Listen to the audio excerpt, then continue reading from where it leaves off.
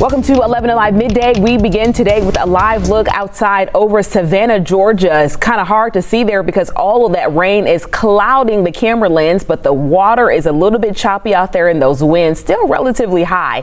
Several parts of Georgia and surrounding states are experiencing major rain, and especially that flooding being an issue because of Tropical Storm Debbie. Here in Metro Atlanta, we are tracking chances of some rain. So let's get you over to meteorologist Chesley McNeil with your weather impact forecast. Chesley. Yeah, very minimal as far as any impacts for us. You may feel some breezes or two. We get a 20% chance for an isolated shower, but the bulk of the rain is over near the center of circulations. You can see it over southeastern Georgia.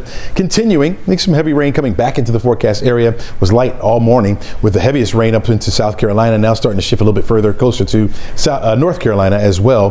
This is where you're going to have the greatest impacts, that onshore flow coming in.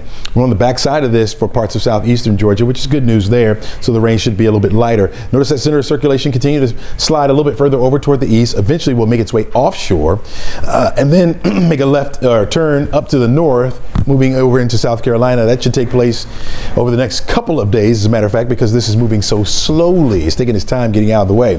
Here in the metro now, we have the clouds in place, mostly cloudy skies, no rain coming out of those clouds at all. We will get some breaks here and there, get a little sunshine in here to help heat us up into the low 90s for highs today. Right now, temperatures are running in the 80s, got some 70s sprinkled in. Canton, you're at 78, 79 degrees up into Blairsville, 83 degrees right now in Atlanta. You're looking at 81 right now in Covington, 82 degrees over toward Peachtree City. Here's your forecast for today. We'll hit 85 by noon, on our way to 91 for an afternoon high. Still a bit humid out there, of course, and so we will see that temperature, or at least it will feel like the mid 90s out there. We'll drop back down to 87 degrees by 7 o'clock tonight. So if you're going out to the ballpark, see the Braves, take on the Brewers, well, you know that it's going to be a bit humid out there. It's going to be hot. Hopefully no rain around for the ballpark. Again, if we see any showers at all, it'll be very isolated.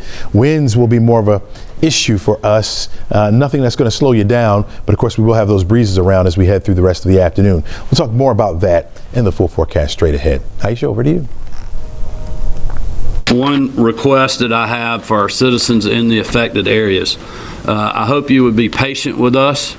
Do not let this storm lull you to sleep, as a lot of affected areas right now are not experiencing rain and high winds, but both models are showing that rain will come back, potentially in the worst case scenario in a big way. As Tropical Storm Debbie pushes forward, Governor Brian Kemp is urging those in the storm's path to stay alert. The governor and emergency management officials giving a brief in the last hour. Our Liza Lucas is live from the GEMA headquarters with more on why the governor says those in Debbie's path should stay vigilant. Liza. Aisha, yes, Governor Kemp was crystal clear in his wording today that Debbie is not done with Georgia yet. He says that's based on two models that the experts here at GEMA are monitoring very closely. Now, the governor's team expecting this to continue to be a rain event with a focus on areas within 50 to 70 miles of Savannah.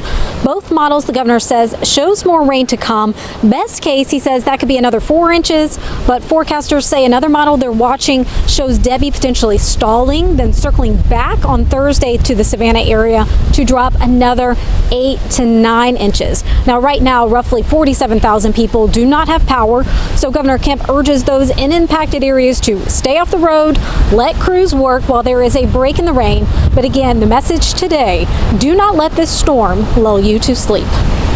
I think the message from Director Stallings and the whole team is like, this is not over. I know it seems like it may be in some ways, but there's a really bad model that shows us getting another 8 inches of rain, which will have some devastating effects in a lot of ways, and we just need to be prepared for that.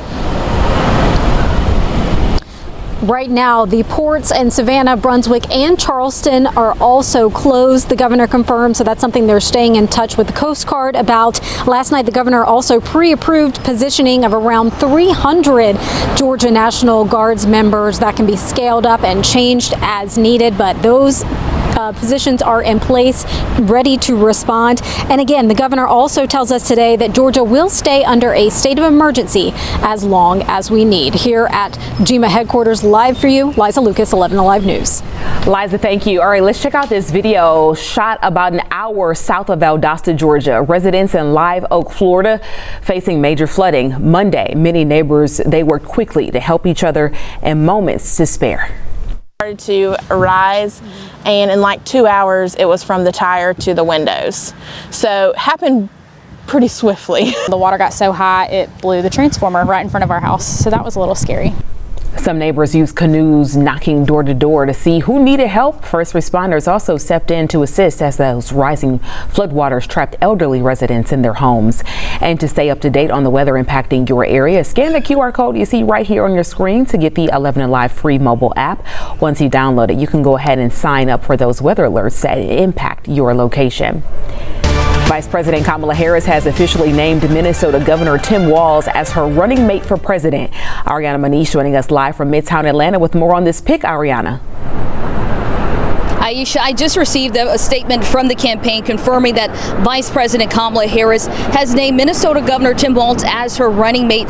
This highly anticipated decision marks another major milestone for Vice President Kamala Harris's campaign since she took over the top of the Democratic ticket. Now, in this statement, Vice President Kamala Harris says that I am proud to announce that I've asked Governor Tim Walz to be my running mate. One of the things that stood out to me about Tim is how his convictions on fighting for middle-class families run deep. It's personal.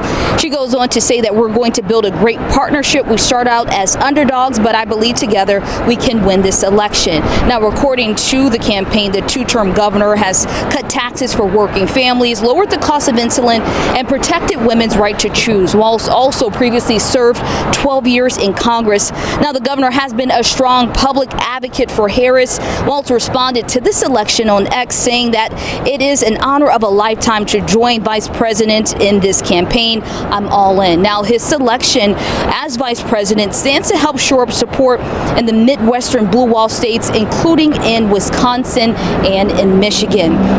Now, Harris's campaign, they plan to make this formal announcement with a video message to supporters right before the two will make their first public appearance today at a rally in Philadelphia. From there, the two will lead a 5-day tour of critical battleground states. Now, Savannah, Georgia was expected to be a part of one of those campaign stops, but the campaign, they decided to postpone that campaign stop due to Tropical Storm Debbie.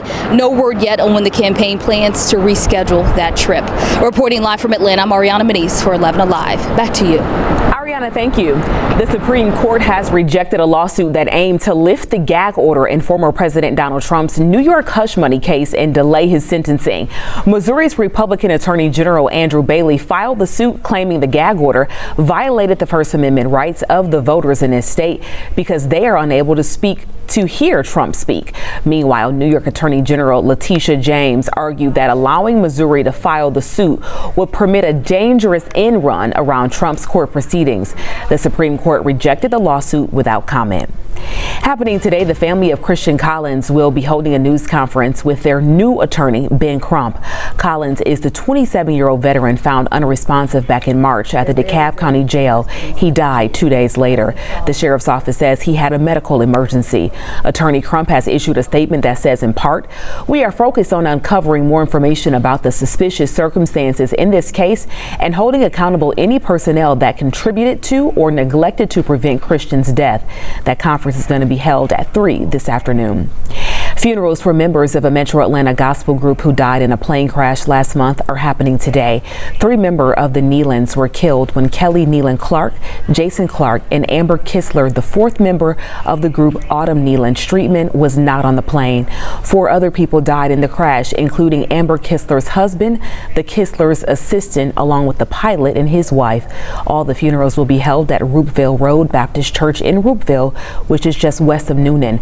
The church says they will be streamed on its website. We have a link for you now on 11alive.com. Those services start at 1 this afternoon. Atlanta police are investigating an overnight shooting that left 3 men injured. Police were called out to the home on Thurman Street on the northwest side around 2 this morning.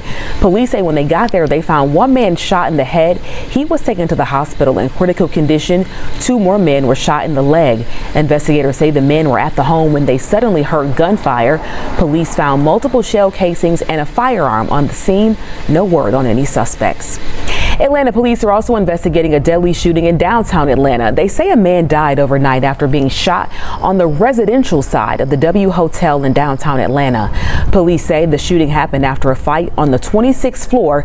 Police did detain 1 person for questioning but have not made any arrests.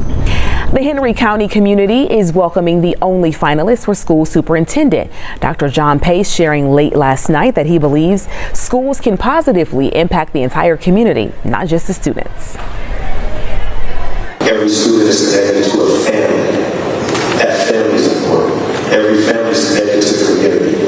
And when I look at the vision and mission that our board has set forth, that vision and mission for Henry County Schools impacts this entire community. Our vision is to provide a high-quality, world-class education for every student. The Henry County Board of Education will hold their official vote later today and are expected to approve Dr. Pace.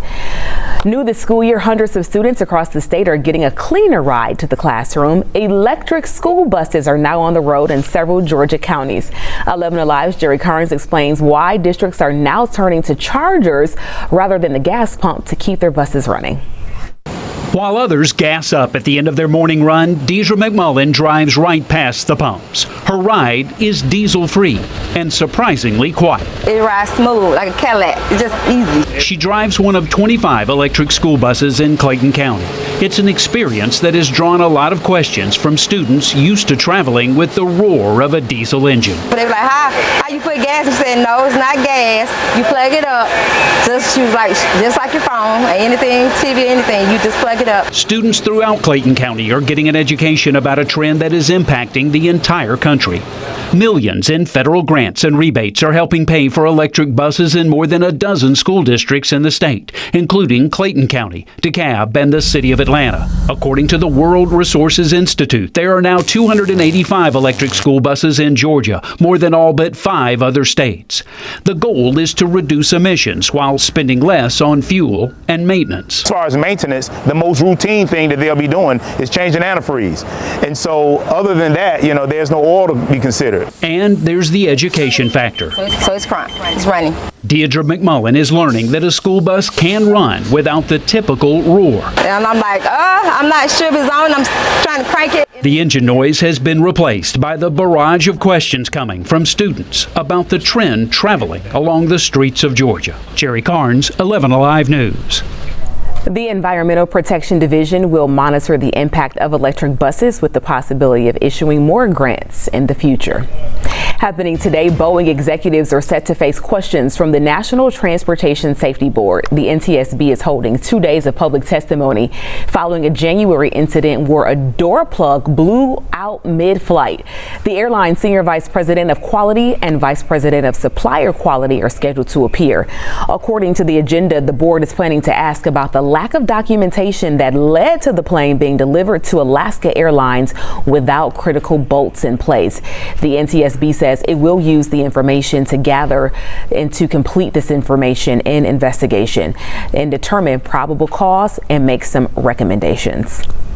We have just learned that several U.S. personnel were injured in a suspected rocket attack at an airbase in Iraq. That is according to a defense official. The attack happened Monday at Al-Assad Air Base. The Defense Department is blaming Iran-aligned militia groups for it. The Iraqi military said 2 rockets had been launched from a nearby vehicle. There is a search for suspects. The Pentagon is calling the attack a dangerous escalation. It looks like this could be a better day for your retirement account. After hours and international trading show the markets might be bouncing back. That is after the Dow fell more than 1,000 points Monday. Some investors think the Federal Reserve has kept interest rates too high for too long, and they're worried about a recession. As Amy Collier reports, a Federal Reserve Bank president is addressing those concerns. Everything is always on the table, whether that's increases, cuts, etc. The Federal Reserve Bank of Chicago president is trying to reassure investors after recession fears caused days of market chaos.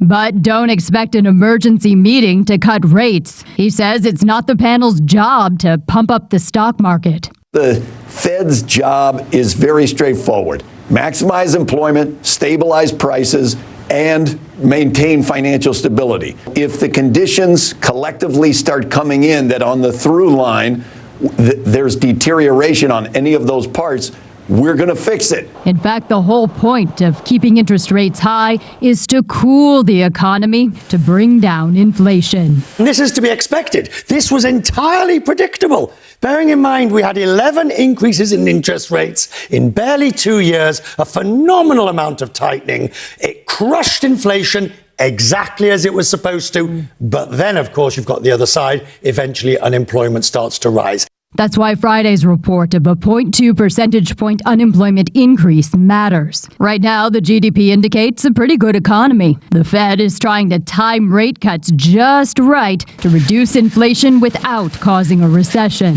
Has the Fed left it too late? The consensus is probably yes. I'm Amy Kiley reporting. The Fed has another meeting scheduled for about 6 weeks from now, and it could cut rates then. Meanwhile, AI investments are also shaking the markets. It looks like that sector won't bring in as much profit as quickly as some traders had hoped. A major legal setback for Google. A federal judge ruled Monday that the tech giant has violated U.S. antitrust laws with its search business. The decision has the potential to reshape how millions of Americans get information online and could put an end to Google's dominance.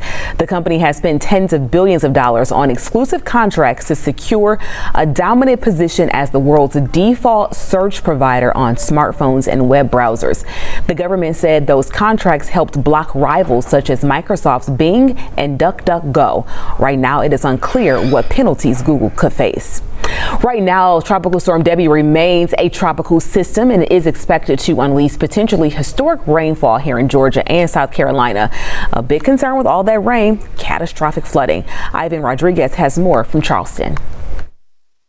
We are at basically zero sea level, and we are anticipating unprecedented amounts of rainfall. When you couple that with potential storm surges, and just again, the level of rainfall, we're going to have some real issues here. Charleston Mayor William Cogswell says with Tropical Storm Debbie moving slowly along the coastline, it could lead to endless amounts of rain for days. The heaviest rain amounts could even top 30 inches or more, depending on Debbie's speed. If there's as much rain as there's forecasted, downtown is,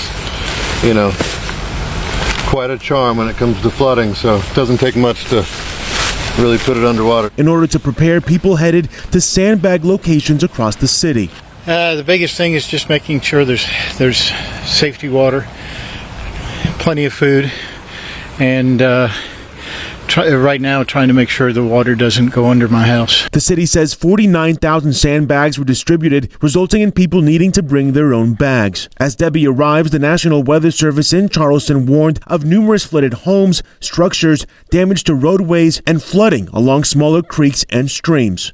We are asking, of course, for people to stay home, to prepare their properties. We do not want people going out once the storm really hits. In Charleston, South Carolina, I'm Ivan Rodriguez.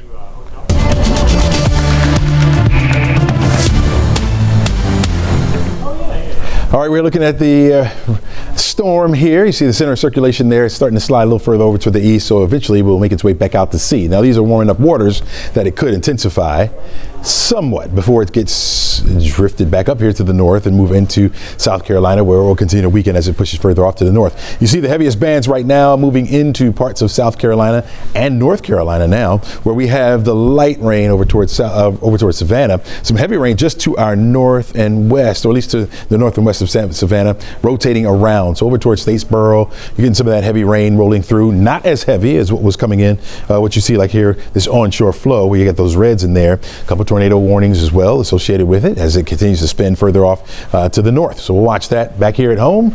Not a whole lot. We have the clouds in place.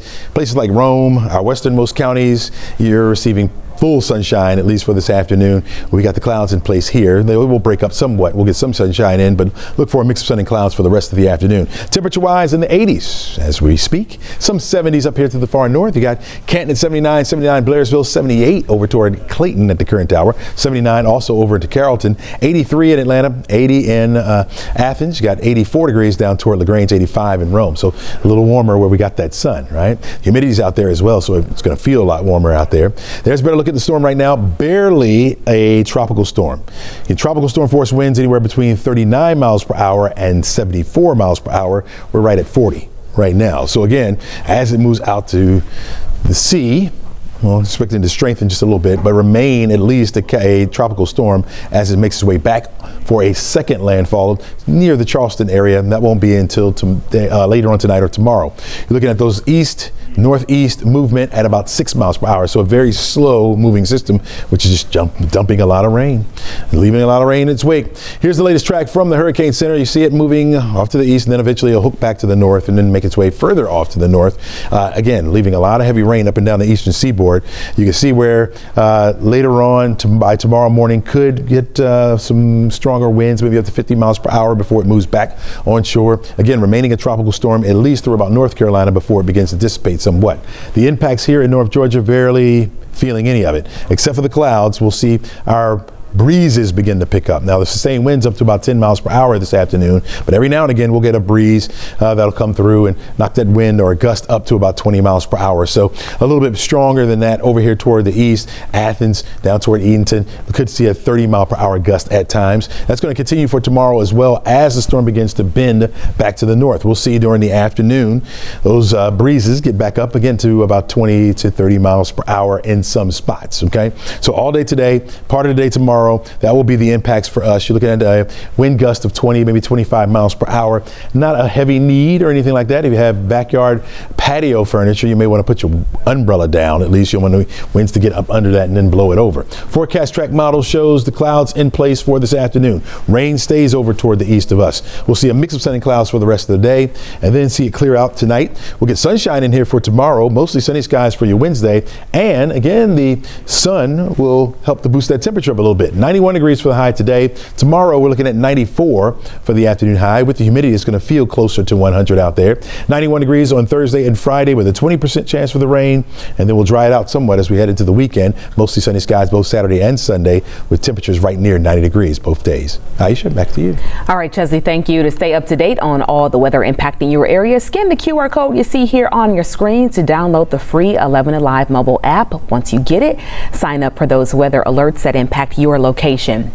Payment apps are quick and convenient. We know that, right? When you want to make a quick payment to someone or receive some cash, however, they're also vulnerable to scams. So a group of lawmakers want to help protect you.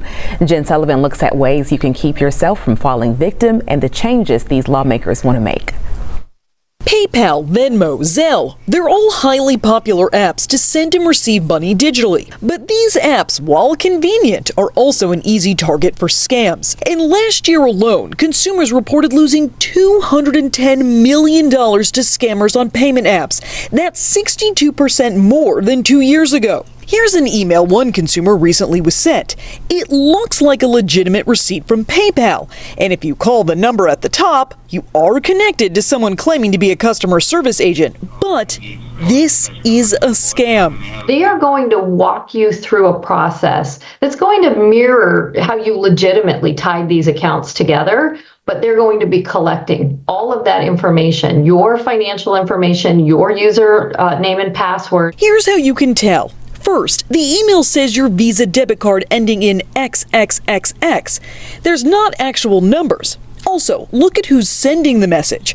Call your bank to confirm if those charges are there. The scammers are banking on you panicking and reaching out immediately without thinking. While some payment apps offer protections, existing laws don't require banks to reimburse customers who authorize transactions to scammers. But a group of Democratic lawmakers are hoping to change that.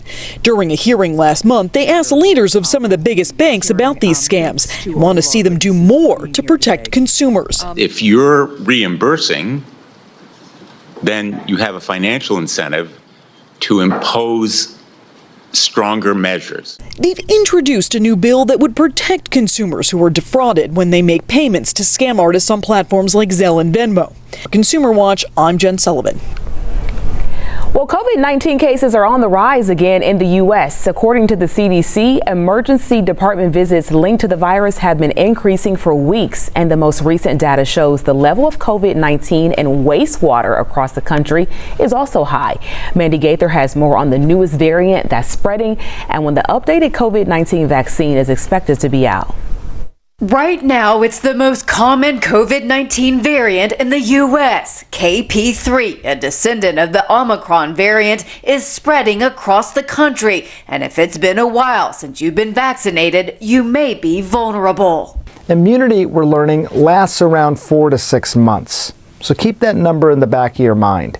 That is probably the reason that we're seeing a summer surge as the protection wears off from the last set of shots. The 2024-25 COVID-19 vaccines, expected to be out this fall, will target the JN1 strain. Because it too is in the Omicron family, experts expect it to provide protection against strains currently circulating.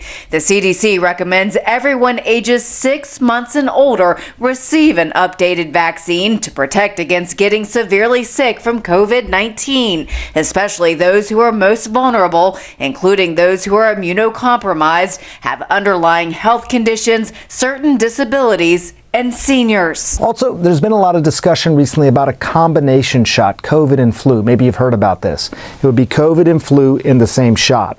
Moderna, the pharma company, had some positive trial results with that combination earlier this summer, but we're learning it's not going to be ready for this fall. The CDC says it is safe to receive the COVID-19 and flu vaccines at the same time. Experts recommend you get both before the end of October. For Health Minute, I'm Mandy Gaither.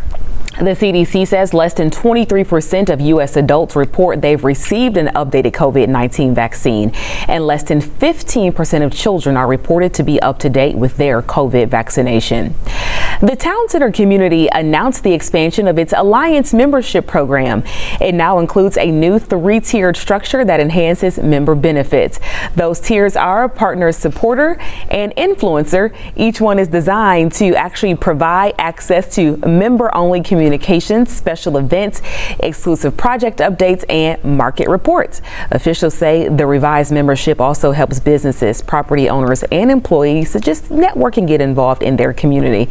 The Town Center community is comprised of the Town Center Improvement District and its nonprofit partner, the Town Center Community Alliance. MARTA's Kensington Station crosswalk in DeKalb County is in need of a mural design. MARTA Outbound is now looking for qualified artists. The public is invited to attend. This is a part of a program calling for artists and designers with a strong portfolio of work. Officials will narrow it down to 3 artists who will each be paid $500 for creating design proposals. The selected artists will get $5,000 for their final design.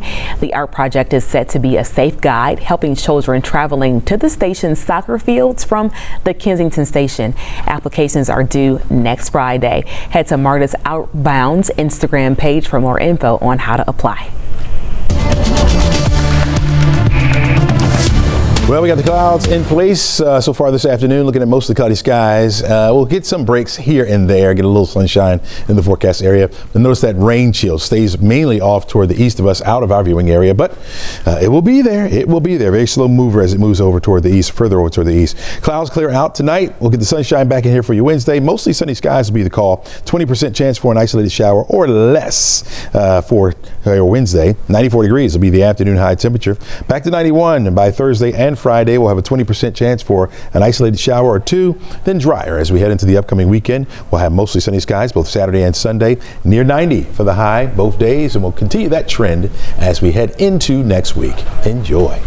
We want to point out some programming changes for you. The Olympics are preempting 11Alive News weekdays and weekends, and while the games are on TV, you can find us here on your mobile device. Get the latest on big local stories and weather 24/7 through our streaming app 11Alive. Plus, during the week, we're going to be on each morning normal time 4:30 to 7, and then streaming right here at 11 a.m. and 4 p.m. Then we're back on air at 6 p.m. and again for 11Alive News at 11 following Olympics prime time. 11Alive News is also watching dozens of athletes competing from Georgia. Our Cheryl Preheim and Faith Jesse in Paris telling their stories. Their reports will be featured during our 2 Olympic specials airing Monday through Saturday. The All Access Pass at 7 p.m. followed by the Olympic Zone at 7:30. Such great shows with so many inside looks at our Georgia athletes. Check it out. Thanks for watching, everybody, and being here with us. Have a great day. We'll see you back at 4.